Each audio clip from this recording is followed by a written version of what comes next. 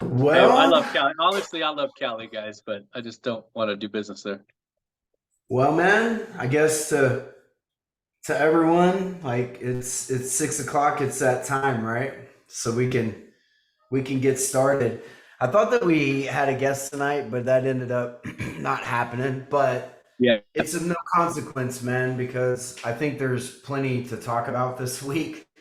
Um, there's plenty of stuff going on my end, plenty of stuff going on Lance's end, on Juan's end. I know Justin has stuff going. We've had the release of the zero down business buying right in sub two, which is obviously like right up our alley too. We've been doing that since before that got started and have been working deals. I think like I've obviously owned a business that's been sold. I've been down that road before. Lance has as well. And so yeah, man, it's tons of stuff to talk about, right? So the question is, where do we start?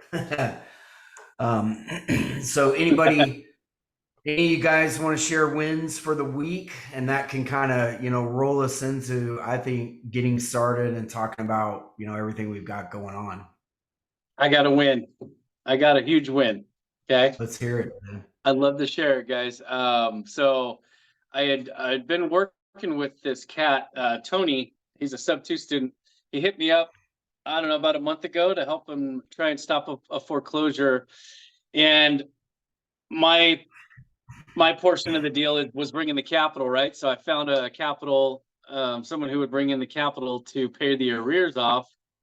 We had everything lined up. Everything was ready to go. And he ended up having this deal snagged out from under him.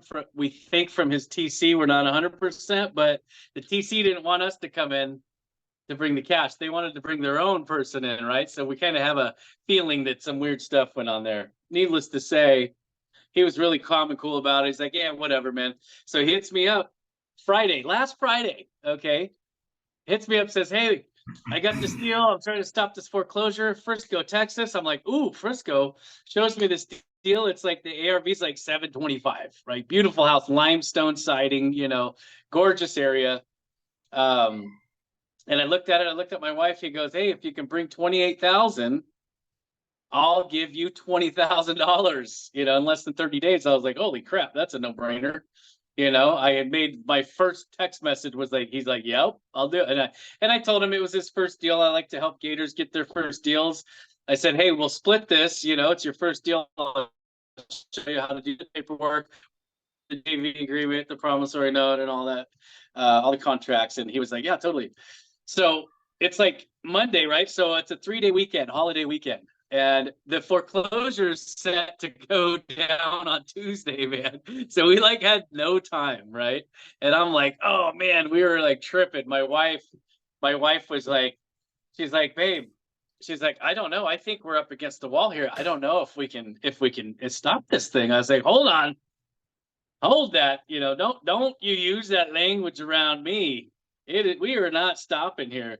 We're going to make this thing happen. We're going to help these people out. It was a divorcee, couple, ex-couple, and they were going to go into foreclosure. They were in one of those really painful areas where they just didn't care and they were willing to just walk away.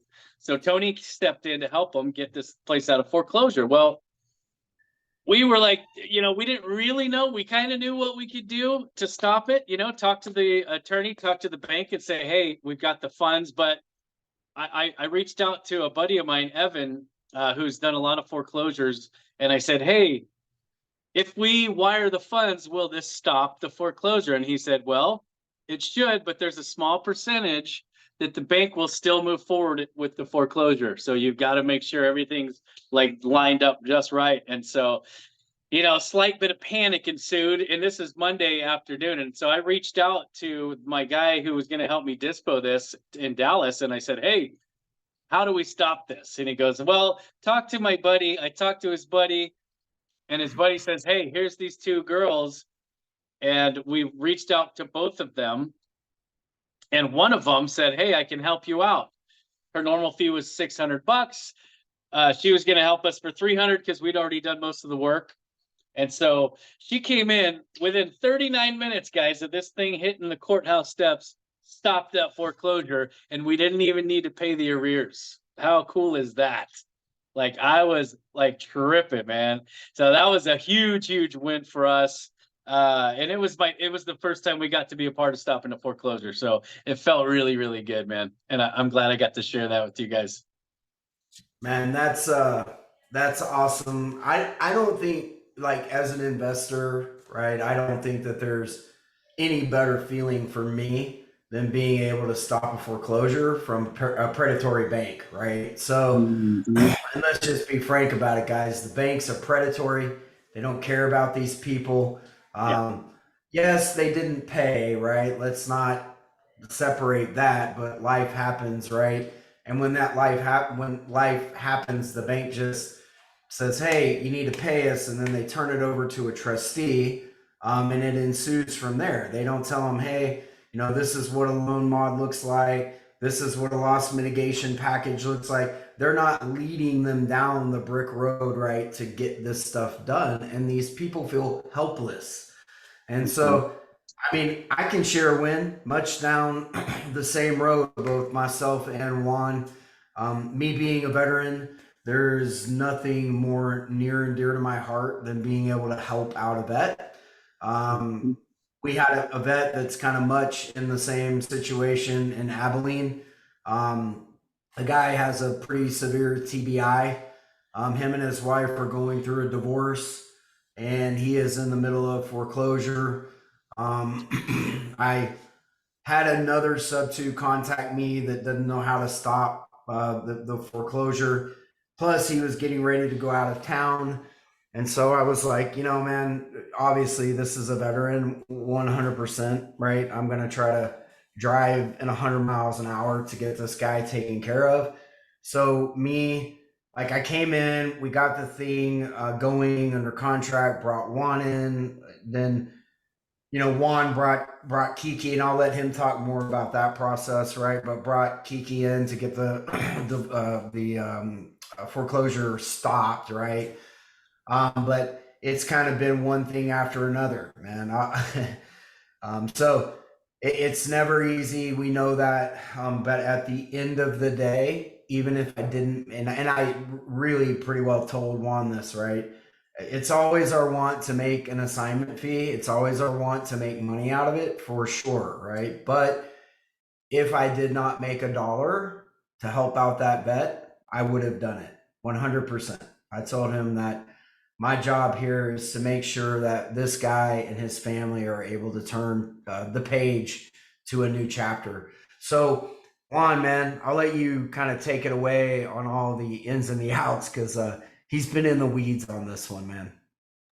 Yeah, and actually, shout out to Tim. He's actually on this call. He's actually the person Yeah, that he's actually the yeah, person absolutely. that Yeah. got connected with the seller, and he was actually the first person to help the seller out. So shout out to him. Well, hey man, before we go into yours, let's actually bring Tim on, Yeah, that'd be and good.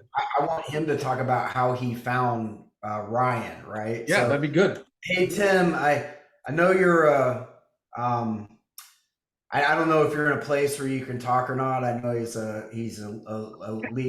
got a job maybe where he can't always come on, but yeah, Tim, man, if you can come on and talk about how you found Ryan and kind of how we found each other. Yeah, sure. I'm driving, guys. Can you hear me okay? Yeah, absolutely, man. All right. So, hey, I started sending out some letters, and I saw that Ryan's house was up for foreclosure. I knew it was going to be a tight fit because of the date, and I just sent him a letter. And the first letter I sent out to him, he hit me back up on text, and got got right on the phone with him and got the story. And I was like, man, this has to happen. So I went in person and met him and found out what the backstory was. And he had this fiduciary in place, so it was completely foreign to me. And I reached out to Lance first, and he shot me in your direction. And then you kind of just picked up the slack and ran with it, man. And I felt really good, just like you. I feel really good about helping this dude out. and maintaining his dignity for himself and his family in order to keep this foreclosure off his record and to help them out. And hopefully we closed today on this one and got another family in there with some seller finance or something to help another family out on the back end as well. Yeah. And just to let everybody know, and then I will turn it over to Juan. One of the unique pieces of this, right, is that, again, this was a veteran, right? He has a severe TBI. He has a fiduciary from the VA. And let me tell you guys, that was a new one for me, right? But it muddies the waters for sure, right? And luckily, me being a vet, having gone through that VA system, I know a thing or two about it, and I'm really diligent when it comes to the VA. I started, my first claim with the VA in 2007 and finished my last claim with them in 2018, right? To get to 100% disability rating. And so I've seen firsthand the inner workings of the trash can fire that we call the VA, right? So I knew that we had a fiduciary that we were going to have to work between. And really, when this thing first started, she was not super psyched about talking to us at all, right?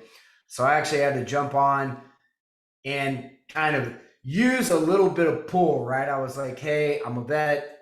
I'm also a contract software engineer with the Department of Veterans Affairs, right? So I was kind of putting her on notice that I know the right people within the VA to get to, that if she does not, do her part, I would start chasing that road pretty quickly, right? So I kind of calmed her down a little bit. I get her talking to us, and then that's when we started working back and forth. But yeah, it ended up where then I kind of turn over to Juan, right, to start the buyer and that process. So, anyways, I'll let Juan fill you in kind of about how that has all gone. Yeah, I mean, and the story continues. Yeah. This one's It's a definitely been saga, one of those. man. This has been one of those deals that has been a challenge from the moment we took it over, right? The biggest thing, of course, and the biggest win for us was the fact that we were able to stop the foreclosure. That was like the biggest win. He was his property was supposed to go to foreclosure on August 1st. 4 days, right? I believe 4 days after we got it. Yeah, I mean, it was literally within 4 to 5 days. So I mean, we had to work fast, right? So one of the things that myself and Damon know how to do, we know how to stop foreclosures ourselves. Now, here's the thing: I ended up kind of outsourcing out to Kiki, and shout out to Kiki. If you guys haven't worked with Kiki Shrugs before, definitely a great resource to work with. Obviously, you can outsource to her whenever you want, expertise, or just someone that knows the process and can work it quickly from their side, so that you can focus on other tasks, right? So for me, the big reason why I leveraged Kiki in this situation was because of the time frame. We only had 3 to 4 days. I could literally spend a lot of time on the phone and talking to the lenders, the attorneys, going back and forth and losing a lot of time, right? But I decided to focus on the other side. I decided to let her handle that for us, and then allow me to focus on finding a buyer. And so I started marketing the property, started talking to buyers, started getting access for these buyers to the property. And it's a great property. The property is in great shape. Like, I mean, it's ready. It's ready to go for whoever is going to end up buying this property. Now, right now, we do have it assigned. We do have a buyer already for the property. It took a long time to finally get the right buyer in, but ultimately we were able to push the foreclosure far enough along where they didn't go to foreclosure again in September, and that gave us a little bit of breathing room. But ultimately, explain that, Juan, because that's important to know. Yeah.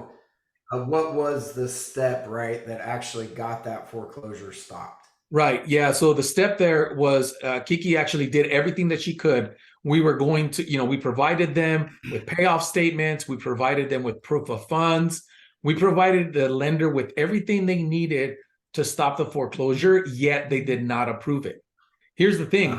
the lenders, most of the time, you think, okay, well, they're not going to let this house go to foreclosure because they're really not going to make a lot of money, right? They're going to lose money on letting it go to foreclosure. But what we've been noticing is a lot of lenders out there are okay with going to foreclosure. And that's the sad truth. The sad truth is if you don't really work hard to make that stop, the lender's not going to work on your side or on your behalf or on the seller's behalf to stop the foreclosure. It just, there's a lot of lenders out there that are okay with letting it go to foreclosure. So we just focused again on working with Kiki. She was doing everything that she could, right? She kept getting denied and denied. And here we are, 4 days, 3 days, 2 days.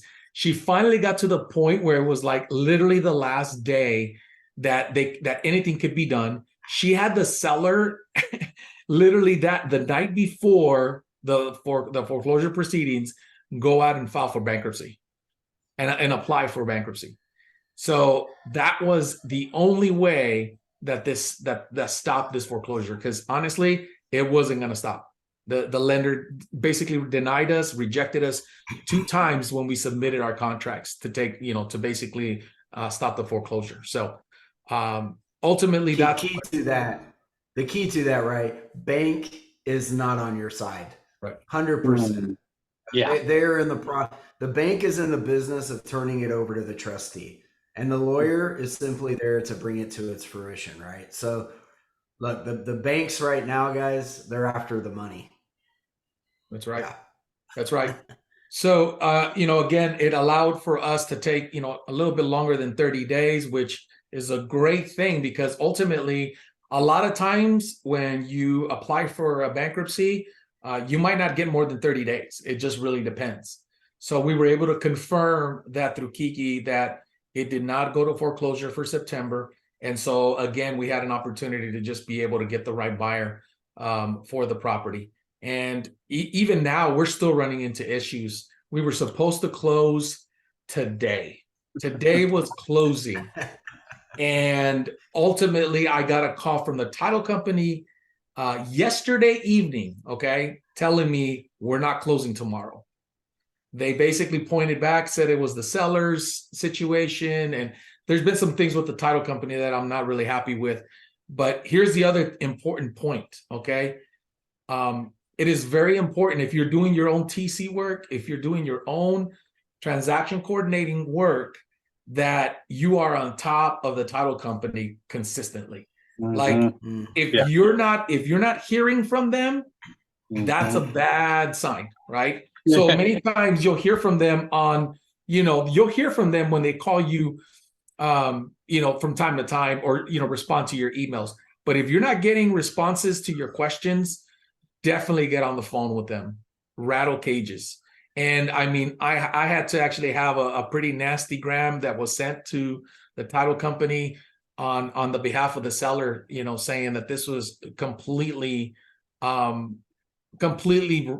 just frustrating for the seller. And it was completely unprofessional that we didn't close. So, I'm sorry, I need to take this call, but I'll let you take it away, Damon. Yeah, it's okay. Yeah, I can go into it. But it's so funny enough, right? Me and Juan use pretty strictly the same title company, Seshker Title. Even though we're having some difficulties there, I can't not sing Seshker's praises, right? It's run by Alan T. Seshker, who is extremely close with Sean St. Clair, which is Pace's attorney, right? And this is why I use him, because those 2 guys are constantly conferring on creative deals. He's pretty well labeled as the rap attorney here in Texas, right? He actually teaches continuing education to real estate agents about sub-2 and raps and all that stuff. So Seshker most times is pretty good to work with, but when he says keep after the title company, he really means that. And I will tell you, whenever I call Seshker, they're like, "Oh yeah, we know you," and they're saying it not in a fond way, right? Because I constantly call Seshker. They know who I am. That we've got another property that's I actually just sent a strict real estate transaction over to them as where I'm the agent, but you know, we've got another multifamily deal that we're working on, right? That Seshker's like, yes, oh Porter, right? We know that deal. So yeah, I can't stress enough, guys. I don't care if they get upset. I don't care if they're, you know, oh, you guys are constantly calling us. I don't care, right? I am here to make sure that this deal reaches its completion. And one of the things I think that Juan left out right is he almost made it sound somewhat simplified when it came to the buyer, but that was not an easy process, man. I mean, I would, and I sing Juan's praises, brother. Juan is good at what he does, 150%. I could not do what Juan does to the level that he does it, right? I'm really good when it comes to creative finance, structuring deals, right? I know my place. I know my lane, and I know the things that I don't know, right? And so when I need help, I hand it off to somebody that I feel like is better, right? And Juan is really good at finding that buyer, right? And when I tell you, Juan had a sub 2 student who was a new sub 2 student that basically came in, and I'm not saying anything bad, right? But guys, as new sub 2 students, when you are dealing with guys that, how do I put this, Juan, and be nice about it? But when you're dealing with guys that this is not my first deal, right? I would say we're a little more seasoned, right? Like Lance, and I'm not saying that we're Pace, but you know, we've done a few deals.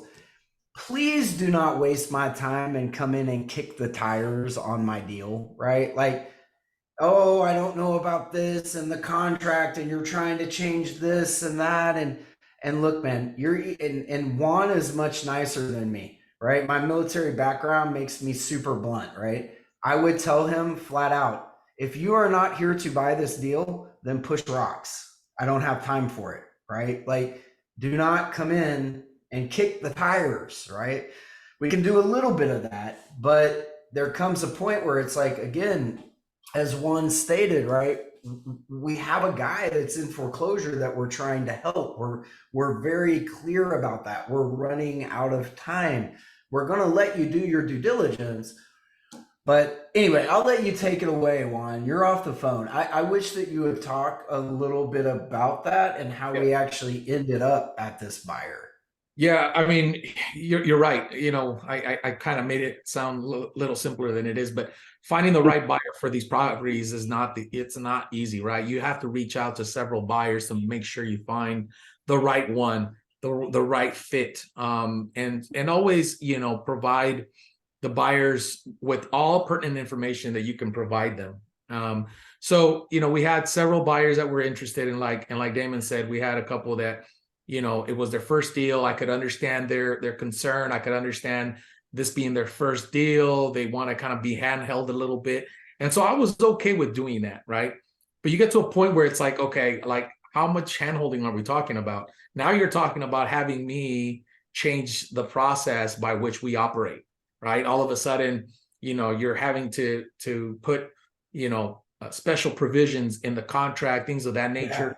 Significant changes to the contract. Significant changes, right? And so to a point where it's like, okay, you know, I basically had to tell him, look, I've worked as hard as I could with you on this.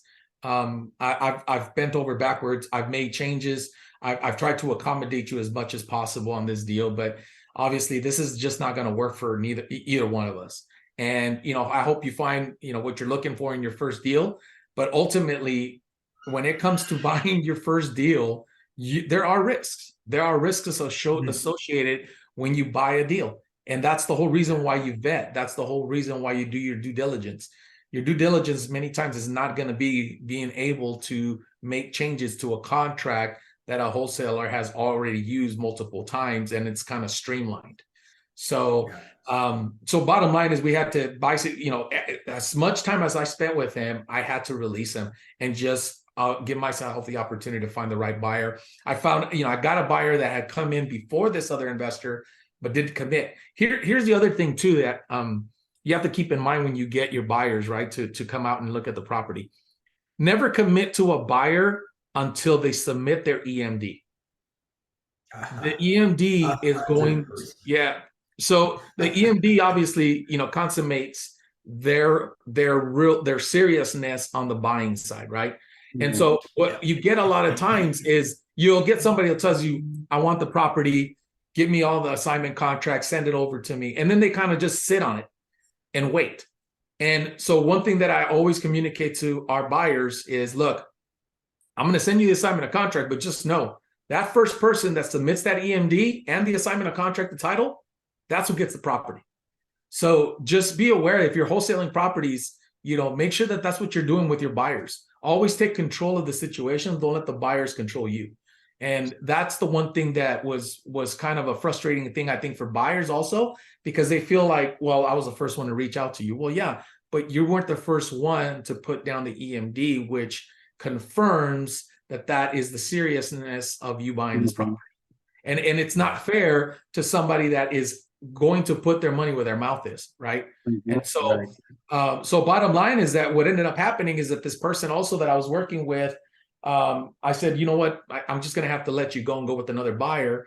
I called the other buyer and said, look, I'm going to be honest with you. I had this other buyer. He was ready to go. He is just not going to work out for us on this deal. I said, it's yours if you want it. And all of a sudden, this guy ran his numbers again, said, okay, I want it, and submitted his EMD. Sweet. So let me wrap that I don't know, should we call that a trilogy, right? Or is that I don't know, man. That's a marathon, right? Not a sprint. It's a marathon for sure. Yeah. But guys, Pace will tell you, I will tell you, right?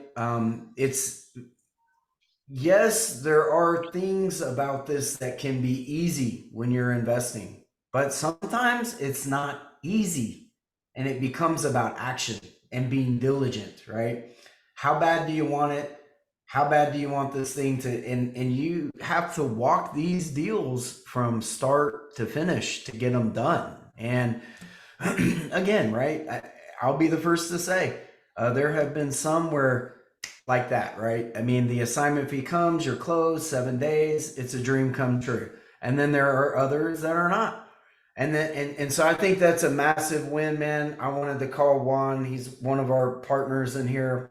I wanted to give him a big shout out, man. I appreciate you, Juan.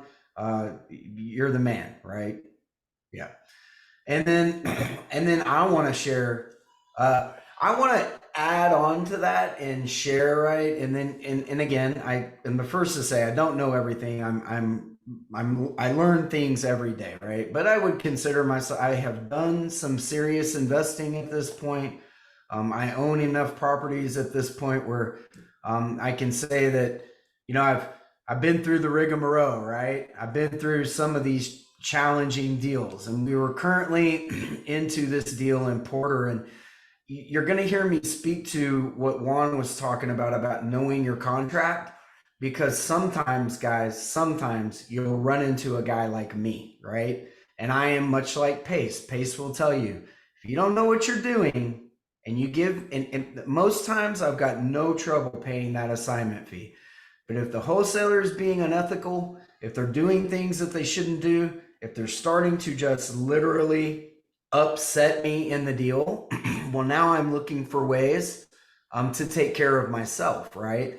I'm going to make sure I take care of myself. I'm going to look out for my own benefit in the deal because I'm buying the deal, right? And I want that thing to cash flow. So much like Pace says, if you leave me an opportunity, I will gut you like a fish, right? And that is exactly what's happening on a deal now. I've got a wholesaler who came in. We have a property.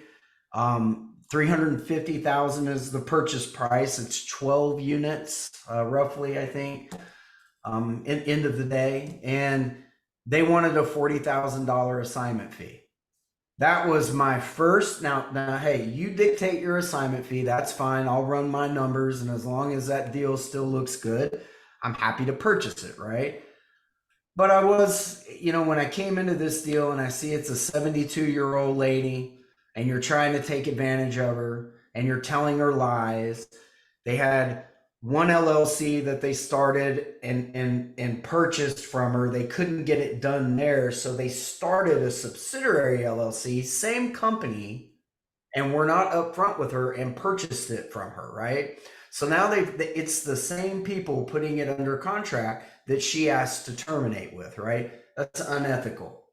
I get what you're doing, but it's unethical. Now you want to chalk a $40,000 fee onto it. Okay. But now she starts getting kind of daft with me over the phone when I call. I've been doing this 13 years, yada, yada. And I'm like, okay, all right. So I'm assuming if you've been doing this 13 years, right, that you understand what you're doing, much like Juan, right? Anytime I've ever seen Juan do it, it's a very professional step by step by step by step. So we get into contract, we go into title. It's a bit of a mess, but okay. We're trying to get the loan done.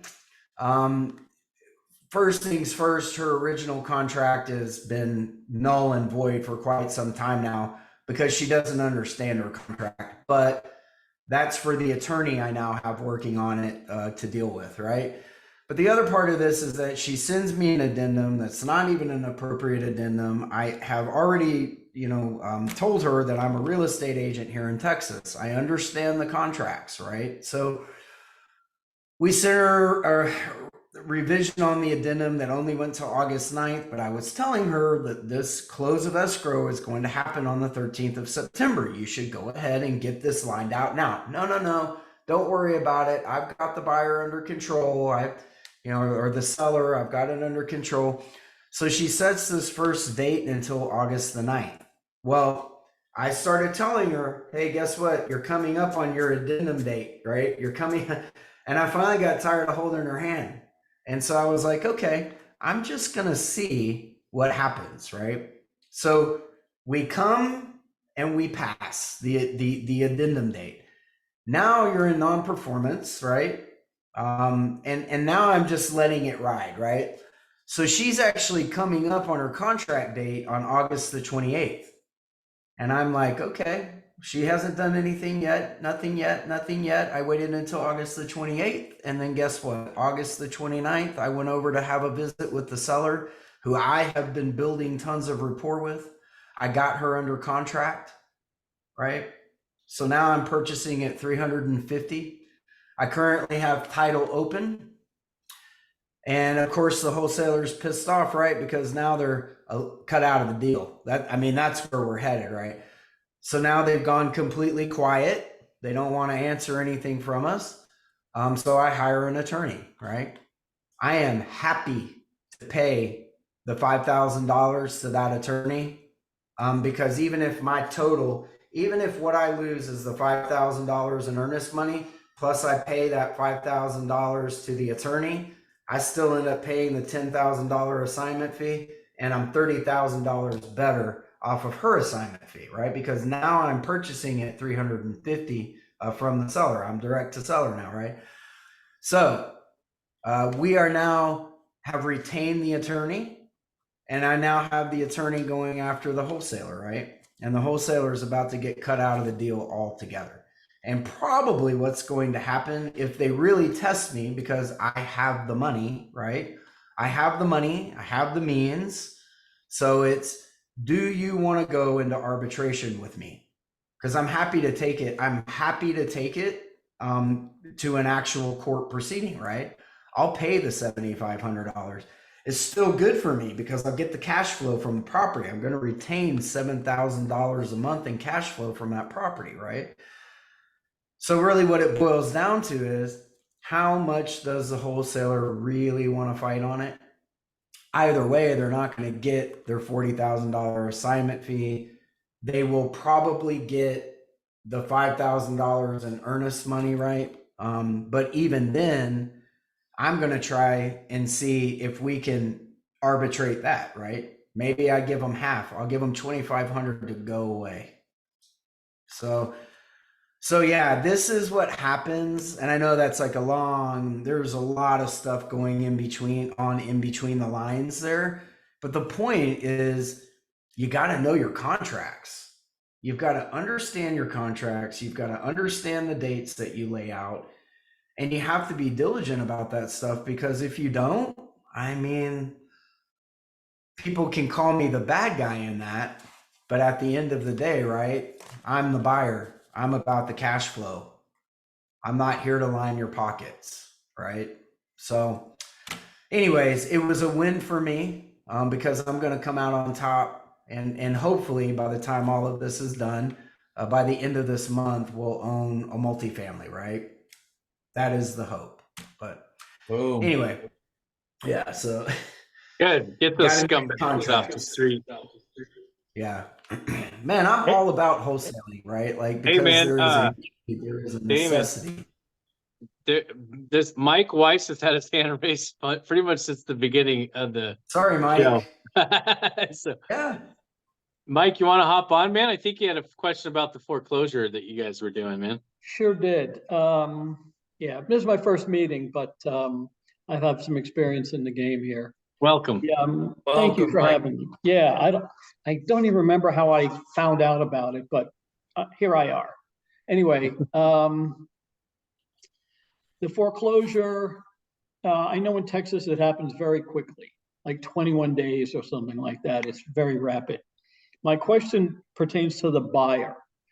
Now, you've got the property, the seller filed BK, correct? Yes. Yeah, you're talking about the Abilene deal. Yeah, if you're talking about the I don't know Abilene which- deal, I don't know one from the other. The Right, one yeah. that we started, when we started this a half an hour ago. right. Okay, so that one. Now, your buyer, are they buying conventionally and they're going to pay off the underlying loan, or are you going to wrap it, or what? Please. This is a sub-2 assignment. So you're just assigning it, you're not wrapping it. That's correct. We're just assigning it to a buyer. He's gonna use it as a buy and hold for themselves. And how do you know that they're going to make those payments?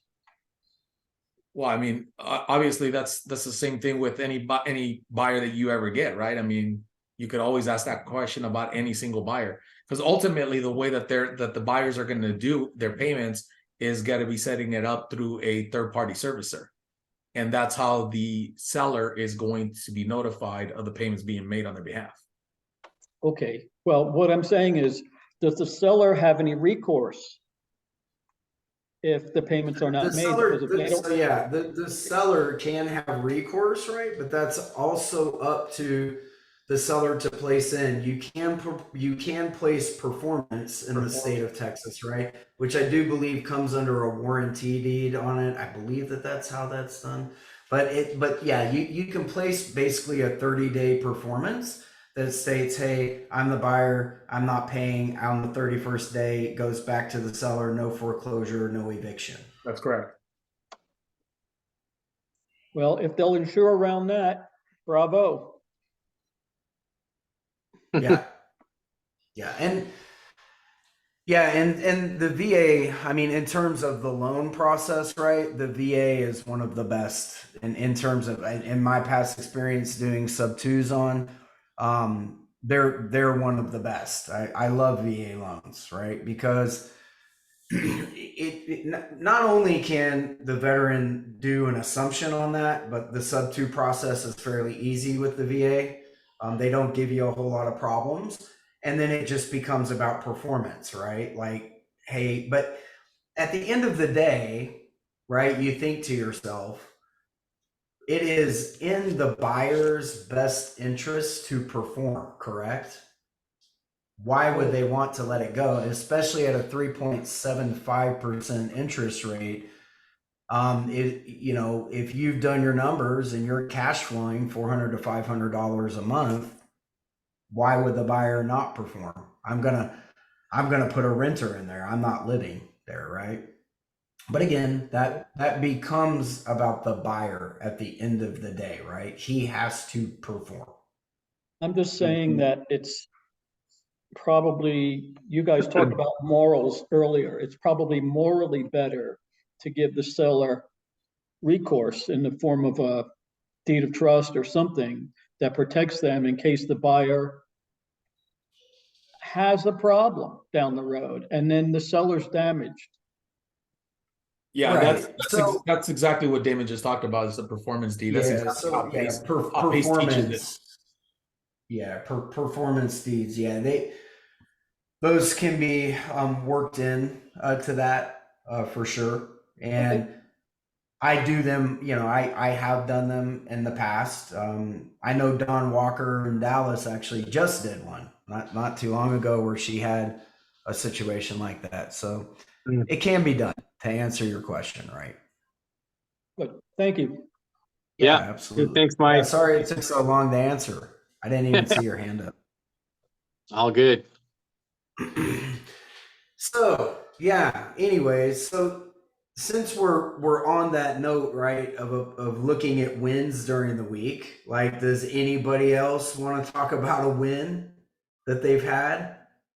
I mean, Justin might be able to call it a win. I don't know. Justin, do you want to call what's going on with you, if you choose to talk about it or not, right? But to me, what Justin has going on right now, which I will not divulge, I'll let him divulge or not. But to me, like, that's like going into the fire, right? Like, it's like, man, like, I've got this situation going on and now I'm going to succeed, right? You really kind of have no other choice. You're like thrown into it. But That's right. That's right. So, I've been doing real estate for a while now, with my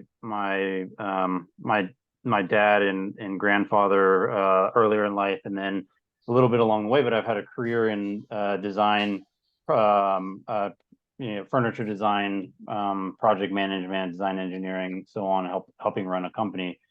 And about 2 years ago, really started to think about focusing on real estate full time. And so I've been building a multifamily syndication business, and really getting into that. And I've really made it a goal to be able to quit my job by the first of the year. And there's some moving parts that have really been able for me to decide to get to that point. But I got laid off this week. And I look at it as a condolences and congratulations, because it means that I'm focusing on real estate and investing full time. And luckily, I've got severance through the end of the year. So, Nice. so yeah, so it really sort of aligns with my goal and gives me a runway to really make this all happen and make it all work. And so time just freed up quite a bit for me, and we'll be focusing on this all full time. So Yeah, Justin's moving to Texas. no. Come on over. we keep pushing him to move to Texas, man. Now there's, I mean, I don't even see the reason not to. It's affordable here, man. Nothing's holding you back now. But man, and I didn't want to put Justin on the spot, right? What I wanted to cue out is turning lemons into lemonade, right? It like, I think you could look at that situation and be like, oh my gosh, what am I going to do, right? Or you can take that thing and say, now is my time. No, I'm looking definitely for the positive, the abundance mindset here. It's not the scarcity, right? It's there is a little bit of the fear of the unknown, right? But if you think and know that you're going to succeed in this business, you manifest it, right? So that's the point. And not to say that you don't have to grind it out and really work hard to make it work, but I think building that platform to be able to really hit the runway and Sure. take off is important. And I think keeping in mind, right, what is the most valuable thing in the world that we have? Time, right? Exactly. Yeah. Time is the one thing that you cannot get back. And it's ticking away for all of us. You just got 60, however many hours a week you put into that job. Right. You just got that back, man. So you've got 40 to 60 hours that you didn't have before to fully focus and create Yep. something, right? Yeah. Exactly. That's right. So No more I excuses love that, now. man. Yeah. I love the way you look at it. And yeah, me and Justin have been Justin, Juan have been working on things. We've got a company that we're looking at. And I think, by the way, we're in some final talks on that thing. We've really just been lining out kind of the minutia, I guess, as I would like to call it, some of the final details and how we're going to structure the deal. But it does look like we're starting a company for rebranding purposes of buying one of these companies, but we've got a $2.4 million company, 1.2 million to the SBA, 1.2 million in a seller finance. We're going to make them a silent partner in the deal. And then we're going to pay them out as a consultant, right? So it's going to save them a tremendous amount in terms of capital gains tax on the sale. And if you look at the overall company, we'll purchase it for $60,000. And it'll create, roughly 300,000 overall in revenue, which I think initially we would see 8,000 a month per partner, right? And then we've already got an operator that we'll place inside of that business to run it. And then I think, the discussion has been probably over the span of the next 2 years, start a rebranding on it. And we're doing that one while we've already got another one in the chute that is the same type of company, but a little larger. They're asking 6 million, so it'd be a 4 million SBA, 2 million carry on that one. But we're just in the beginning talks on that one. So we will probably purchase this one and then roll the other one into this company along with the rebranding that we're doing. So those are all big things in terms of business buying, right? Mergers and acquisitions, which I am super stoked. I mean, if we can maybe wrap up the podcast for this week on this note, right? I am so stoked about the Zero Down course that Pace is offering. I am in the Dealmaker Protege group, right? That Carl Allen has started. And I've been happy with it, right? But they're going through some changes and some growing pains. And so I was just really excited when Pace brought out that video about, hey, we're going to do Zero Down. And then he actually went into some of how he has constructed this deal. And I learned more in that short video, right? Than in terms of how he's structuring these Zero Down deals, than I probably have after being in Carl's deal for 9 months, right? So yeah, man, I don't know if any of you other guys in the room are looking at that Zero Down. If you're not in there, you should get in there. I think it's going to be really phenomenal. I know he's going to be bringing in attorneys that he's working with, showing how they're structuring deals. They've got live Zooms already going on a daily basis, where Alexis Morgan, man, who a 19-year-old phenom out of Atlanta, Georgia. I mean, this girl is 19 years old, but I wouldn't know that she wasn't 35. I mean, it's crazy. She is. I need to get my daughter around her, right? She is driven like no one I've ever seen. She'll be a billionaire one day. But yeah, she's working pretty hand in hand with Abraham down in Atlanta. And so, yeah, she's running the Zooms for that whole Zero Down deal. So I don't know if do any of you guys have any thoughts about that Zero Down program? Have any of you guys been looking at business buying? Mike's I got a back. question, Damon. Yeah, the video you referred to, can any of us take a look at it? Hey, Juan, Isn't it just up to? you sent that initial video over to me. I'm not sure if he's making that. Yeah, the initial video, the Zoom that went out was sent out to everybody, but now that the homework has been done and you will get an NDA to sign, eventually that's moving into only sub 2 students. Okay. So it's Okay. only sub 2 as of right now today? That's correct. Yeah, yeah. And that's why I wanted to make sure with Juan, Yeah, that's correct. but yeah, I don't know, Juan, that initial, you remember the video that he pasted when he was in Montana, right? He was in his Right. truck. I don't know if that one is available for everyone or if that just went out to the sub 2 community. No, that just went out to sub 2. Okay. All right. Yeah. So I'm not, unfortunately, Mike, I cannot take it upon myself to start handing out Pace's videos. I don't want to get on his No, bad I mean, side, man. yeah, if you don't ask, you don't get. Yeah, right. are you a Gator, Mike? Yes. Okay, gotcha. Okay. And I think from what I understand, there's some new stuff coming out for the Gators that's going to be wrapped around that business buying aspect.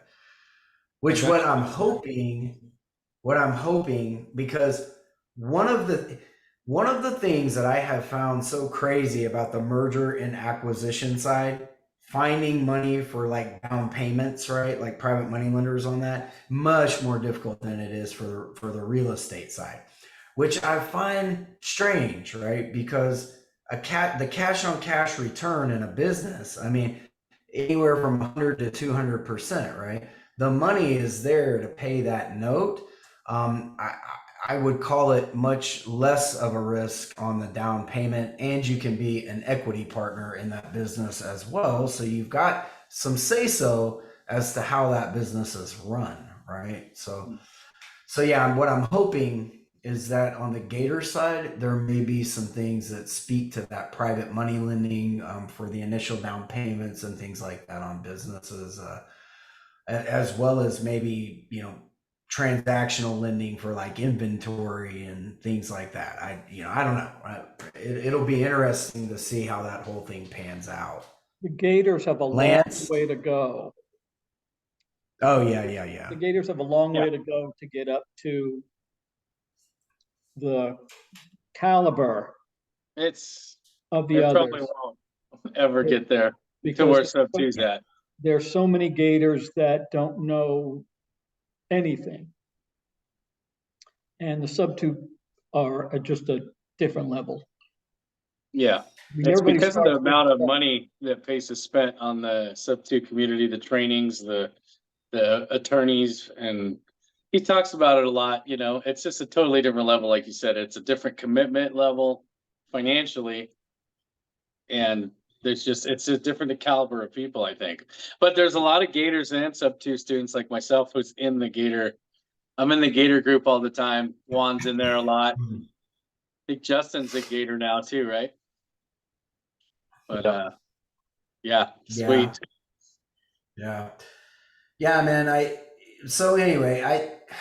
mean, if you could like summarize and wrap that with a bow, right? It's a lot of exciting stuff going on, right? And at the end of the day, I think what it all boils down to, right, is learning that networking aspect, reaching out to people, putting people in your runway, right, that were not there before. I speak to this all the time. I think Lance does, Juan does. It's like, man, anybody that's in the real estate investing, entrepreneurial, endeavors, man, if you're not networking, if you're not meeting people, if you're not intentionally putting people into your path, surrounding yourself in rooms with people that you don't know, you're doing yourself a disservice, right?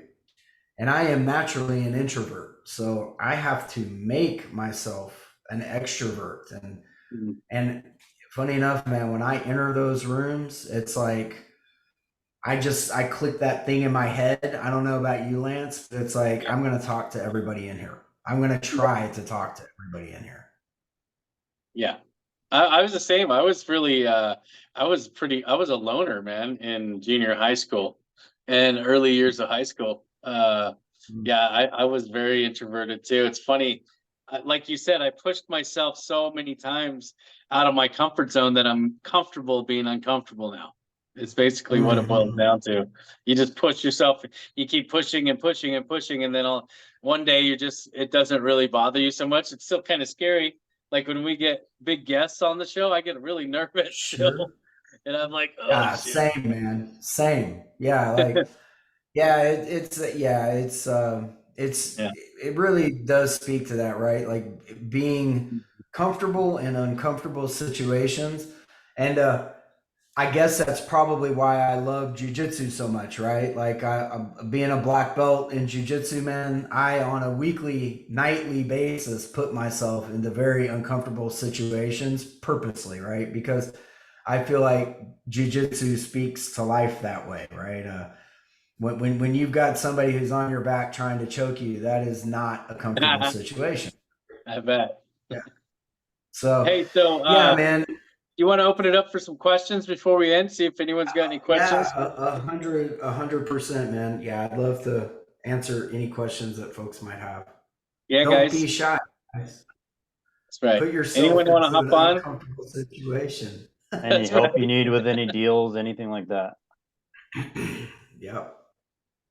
Hey guys, how are you? Hey, Hi, I'm Patricia, right? Patricia? Yes. Yes. It's my first time attending this meeting. Right on. And So how can we help? so my question I popped in because I'm at Lance's house, believe it or not. It was very, very funny. I'm a Gator, and they brought me into this really amazing venture that hopefully will be finalizing sometime soon. But I was around the area and they were like, well, just come over. And then I came. I was wondering, that background looks familiar. All right. This is from my phone. It's That's funny. Okay. All right. I thought Lance had used that bridge before for some reason. Anyway, sorry. it's set up. But I was listening to you guys because I'm super interested in sub 2 and all that stuff. But you guys were talking about VA loans and how easy they are. But it comes to mind because I'm also a real estate agent in Florida. I know that VAs, veterans who are 100% disabled in states like Texas and Florida, they don't pay property taxes, right? So, or they don't have to. They can, apply and they don't have to pay property taxes. That's true. Yes. So what happens when you are sub-2ing a property that belonged to a 100% disabled vet, and all of a sudden the PITI numbers, how does that change? If it changes, then does it trigger any alarms? Yeah, so there's a lot to unpack on that, but let's start from the start. So first and foremost, right, let's say the veteran, we go through with the sub 2. The veteran's name is on the mortgage, right? However, the veteran's name will no longer be on the deed. And the county looks at the deed, right? The county doesn't look at the mortgage, right? So first and foremost, when the county is assessing the taxes to send over to the mortgage company, right? Because whenever, let's say I have an escrow holding account, right? That's really assessed by the county tax appraisal office, right? So those exemptions would drop off. So that 100%, disability exemption, that homestead exemption, that all drops off. And it's funny that you bring that up because there are a lot of people when they're doing, their sub 2 deals, they don't remember, oh yeah, that homestead exemption is going to drop off and the cost of that mortgage is going to go up $200 or $300, right? So then that $500 a month cash flow that you have turns into $200 a month cash flow, right? So yes, that thing is very real that you're talking about, but that does not indicate like a due on sale clause, right? Okay. That won't do anything there. Yeah. I think probably where you're headed with that is, well, does that cause any problem with the bank or the due on sale clause? Well, no, that doesn't. But what does is when you go to switch the insurance, right? You got to be very careful about how you go about switching the insurance. And always for me now, I will tell the titling company to hold recording that with the county. So I will have them hold the recording for 3 months. I will self-record. I can take it down to the county and do it myself. I don't need title to do it for me, right? So I'll hold that. And then that way, the deed that the county has is still the old name. So now I'll change my insurance, right? And then I'll put myself and I'll list myself as a property manager. And then I'll have the additionally insured, right, for the owner that's on the loan. And then once that's complete, I then record the deed, right? Mhm. So then everything after that point that changes, non-problematic, right? I mean, it all pretty easy from there. What if it Does happens that, the does that, I, sorry? right, no, I'm just, so you pretty much what you do is that you wait until you've gotten new insurance on the property, then you switch it, and then you go and then you record it, because every year then it's just gonna renew itself, and then you're not gonna have to be involved or have to worry about. Yeah, correct. So one of the things that makes it easy, obviously for me there, I've got a family member who's an insurance agent, right? So everything now is, hey, I'm switching the insurance company, right? Because I don't want the owner, to have that, fall off, or they don't, like whatever may happen. But I want to make sure that I'm in the know when it comes to that insurance policy, because the one thing in the world that will get that due on sale clause called the quickest is that insurance, right? 100%. So all of that insurance change happens electronically now.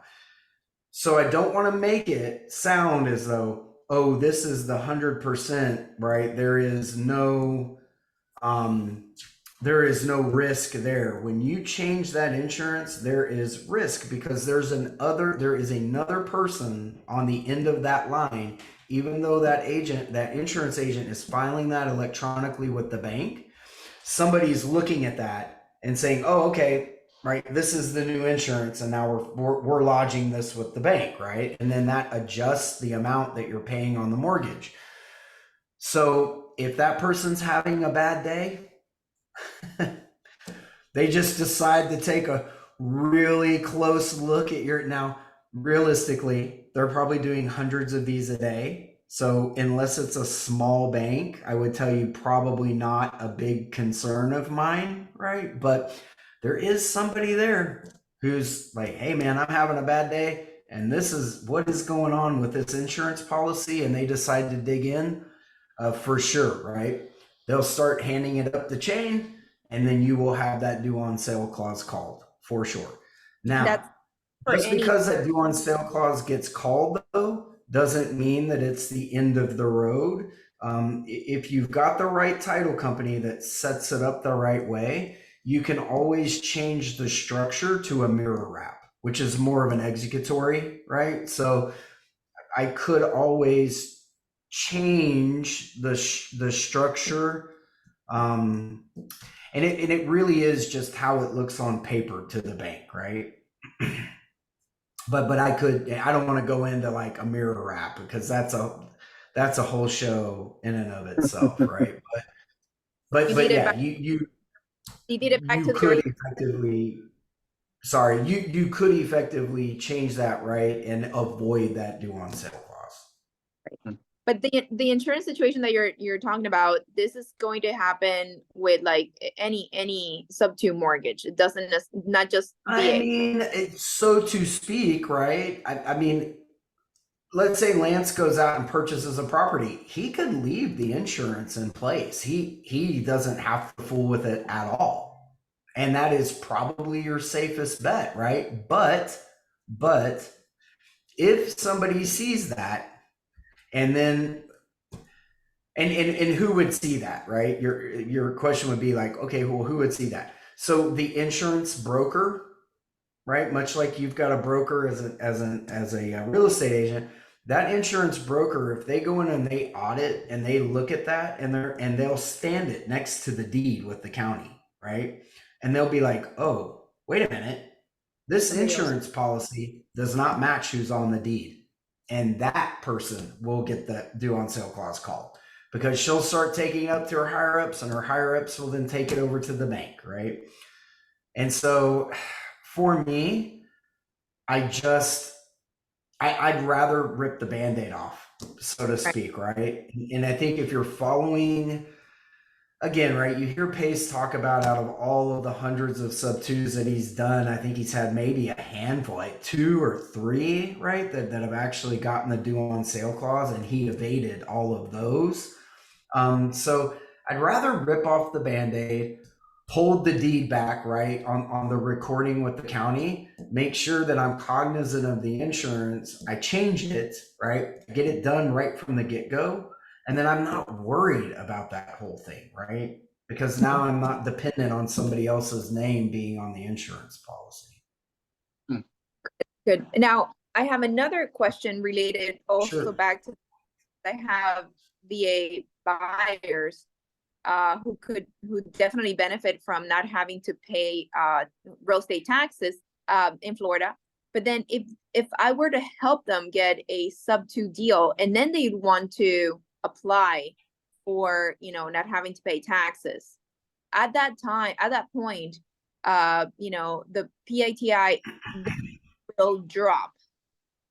So yeah, so you're Would- talking again about a couple of different things here, right? So number one, keep in mind Texas, Florida, wherever, right? After 12 months, it drops off your DTI anyway. However, if I use a third-party servicer, I can get a master lease agreement and it will fall off from day one. So I can get that off of your DTI. Then for the veteran, it becomes about, oh my gosh, I've gone totally blank. It becomes about your benefits, right? So each state, each county has a varying benefit for a veteran, right? So like here in Harris County, I believe it's like 571,000. So if I purchase let's say this home is 200,000, I know that I have this 371,000 remaining benefit left on my VA loan before I have to pay a down payment. But that's still, let's say I go out and buy a $400,000 house. I'm just going to have to pay the difference. Does that make sense? Yeah. So the veteran can effectively go and purchase a second property. They still have the benefit. Does that make sense? But would that trigger when you do the sub-2, right? Because now he's going to purchase a sub-2 property, No. get PITI, that's whatever, and he's going to No. buy. No, because, so ask yourself this. The VA knows that I've got X amount of loan benefit, right? Let's call it $500,000. And I buy a $200,000 house and I have $300,000 remaining with the VA on that benefit. When the VA goes to do that, basically the VA is subsidizing the loan, right? They are guaranteeing. That's why we don't have to pay a down payment. But that loan is still being lodged with someone, right? There is a bank, right? And so that bank is not going to go to the other bank and say, hey, why do you have this $200,000 loan? Because they know that the benefit still is remaining, right? They have the $300,000. And so as long as he's loaning, right, and able to pay that, they're going to lodge that loan as a completely separate loan. A veteran can own more than one house with a VA loan. Mm-hmm. So if I sub-2 his other house, it will have nothing to do with the second one. They are completely separate purchases. So, okay, maybe I'm not explaining what I'm thinking. Mm-hmm. Say that this is a veteran, he's not going to go get a loan. He's buying a sub-2 property, right? From a seller that is not a veteran, right? So the seller's not a veteran. The PITI is super low, $1,200 a month. This veteran buys it via sub-2, but now he has this additional benefit. He can go and say with his deed and go like, hey, I'm a disabled veteran. I don't need to pay taxes. Now that PATI is, when the veteran does that, the PATI is going to drop even further, because then all of a sudden he doesn't have to pay taxes. Right? So maybe I'm confused. Okay, so are you saying the veteran goes out and purchases a sub 2 property? Yeah. Okay, so he purchases a sub 2 property. His company name, hopefully not his personal name, goes on that deed, right? Why not his personal name? Well, I would tell you, in terms of anonymity and in terms of a liability, it would be probably a bad idea to place your personal name on any purchase like that. But so I got a question on that, Patricia. Not that you can. Patricia, are you talking about that this VA veteran is gonna purchase this up to live in it? Yeah. Okay, so you're talking about to live in it, not as an investment. Oh, okay. So we're talking about a homestead. Yeah. Yeah. That's exactly right. So they he's would just file for the purchasing a home. homestead. Yeah. Yeah, I got you. Okay. So yes, he can attach. Like, I'm trying to assign a sub 2 property to a veteran, right? And Gotcha. Benefit, As a homestead. he's already a low interest rate, but then he has that extra benefit that he can just go in and say, hey, by the way, Court County, I'm a veteran, so I don't have to pay property taxes. The county records everything. He legit doesn't have to pay anything, but then, you know, the lender is going to at some point be notified, look, this person doesn't have to pay property taxes anymore. So the PATI is going to change. At that point, would that then trigger perhaps a due on sale clause? No. Now I see where you're headed with this question. No, right? Because again, the bank it's an escrow account, right? So all that the bank is doing is adjusting that escrow account for what is sent by the county appraisal. Right. So if the county is saying this person doesn't, because I'm turning in as the veteran my exemption with the county, and then they're matching it to the name on the deed. Okay, right. Good, right?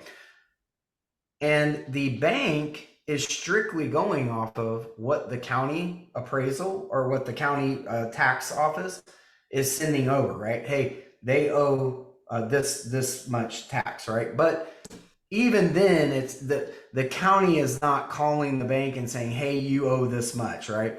Generally, what's happening in the escrow account is they're taking an average, right, based on the area, and they're saying, taxes are 23% or whatever, right? And then they're taking, X amount out of that mortgage area. So they're adjusting it on their own. And if you pay zero taxes, right, that money would come back to you, right?